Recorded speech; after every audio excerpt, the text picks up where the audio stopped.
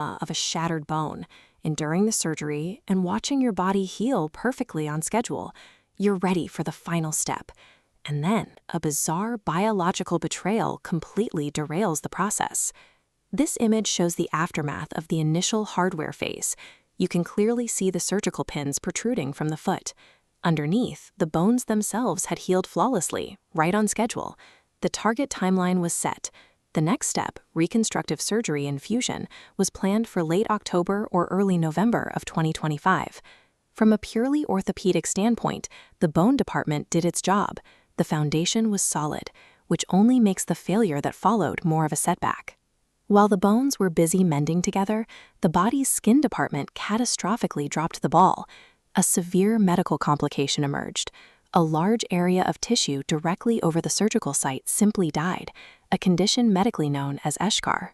Looking at this photograph, you can see the dark necrotic tissue beginning to spread, creeping right up against the surgical pins while they were still installed. Once those pins were removed, the extent of the failure became obvious. The eschar matured into a solid, hardened black barrier of dead flesh covering the top of the foot. Surgeons cannot cut through dead tissue to perform complex bone fusions. Because of this massive scab, the reconstruction was canceled indefinitely. To get things back on track, doctors had to intervene. On September 21, 2025, they surgically removed the giant eschar. This photograph reveals the immediate aftermath. The removal left behind a deep, open crater with dark necrotic centers and raw edges. Look closely at the center of this image. That distinct yellow tissue within the large pink wound indicates an exposed surgical site. The hole went all the way down to the bone.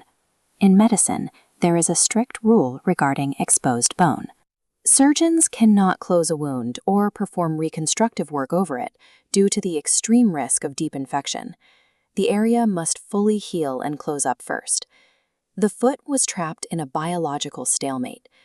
The body created a massive hole it couldn't fill on its own, and the surgeons were legally and medically unable to fix it. To break that stalemate, doctors introduced a mechanical solution, negative pressure wound therapy, a wound vac. As you can see here, this clear plastic dressing and suction tube are attached directly to the foot, functioning essentially as an external biological engine. The mechanism is constant suction.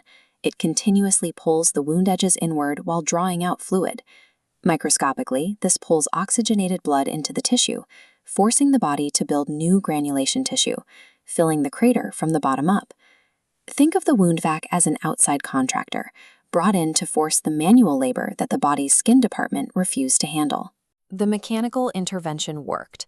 Slowly but surely, the footprint of the wound began to shrink. This side profile shows the vastly reduced size of the wound. The wide, dangerous crater transitioned into a much smaller, localized deep hole. And here is the nearly closed wound today. With the finger indicating scale, you can see the crater is almost entirely filled, leaving only a tiny spot remaining. It took months of grueling maintenance, but closing this gap officially removes the biological sabotage that halted the original project. This months-long detour finally brings us back to the starting line for the actual reconstructive surgery. The grand reward for successfully healing a massive hole in your foot is finally being healthy enough to let surgeons slice it wide open all over again for the reconstruction. Human healing is an uncompromising ecosystem. You can have the best orthopedic surgeons and perfectly mended bones, but none of it matters if the skin department decides to go on strike.